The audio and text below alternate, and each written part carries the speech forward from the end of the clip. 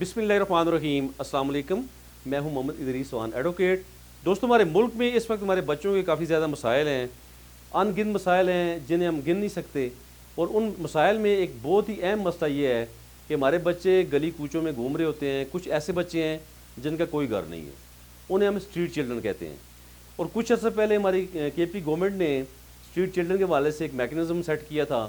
کہ ان بچوں کو اسٹریٹ چلڈرن کا نام دیا تھا، لیکن اس پہ بھی تھوڑا کچھ دن کام ہوا، تھوڑا بہت 2-4-5 سال پہلے عذاب بعد ہماری گورنمنٹ خاموش ہو گئی۔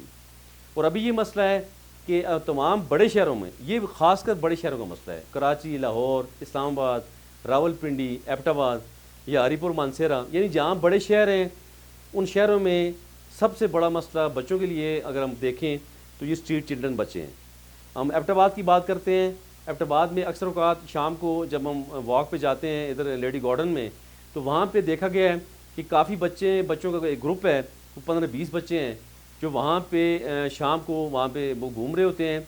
اکثر وہ بچے چوری چکاری میں بھی وہ پکڑے گئے ہیں، اور کئی بچے وہاں پہ جو بڑے بچے ہیں وہاں چھوٹے بچوں کے ساتھ کئی ایسے کیسز رپورٹ ہوئے ہیں کہ سیکچول ابیوز کے ایشو سامنے آئے ہیں۔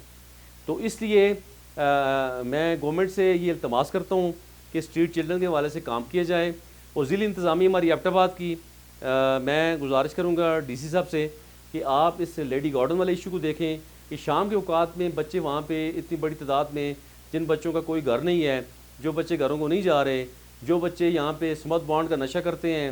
جو بچے یہاں پہ کچھ بچے پھول بیچ رہے ہیں، چلیں کچھ بچے تو کاروبار بھی کر رہے ہیں، لیکن زیادہ بچے اس کاروبار کی آڑ میں ان گینگز کا ایسا ہیں جو گینگز بچوں کو خراب کر رہی ہیں۔ وہ تمام بچے کرمنل ایکٹیویٹیز میں انوالو ہیں، وہ بچے بیگنگ میں انوالو ہیں، اور طرح طرح کی ایکٹیویٹیز ہیں جن میں ان بچوں کو بہت زیادہ خطرات ہیں۔ اس لیے اس اہم ایشو کو دیکھنا ہوگا، اور گورنمنٹ کو چاہیے کہ فوراً سے ان ایشوز پہ کام کرے تاکہ ہمارے وہ بچے جو اسٹریٹ چلڈرن ہیں جن کا کوئی گھر نہیں ہے وہ محفوظ ہو سکیں۔ انہیں کچھ دارالکفالہ میں ڈالا جائے،